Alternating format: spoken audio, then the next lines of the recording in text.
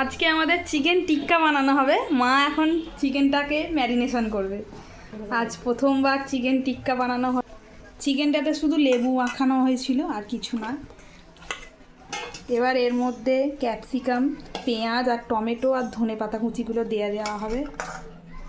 এখানে সব মশলা রেডি করে রেখেছি। ধনে জিরে গুঁড়ো, হলুদ গুঁড়ো, লঙ্কা গুঁড়ো, লবণ, গোলমরিচ গুঁড়ো আর গরম মশলা, এগুলো সব দিয়ে দেব।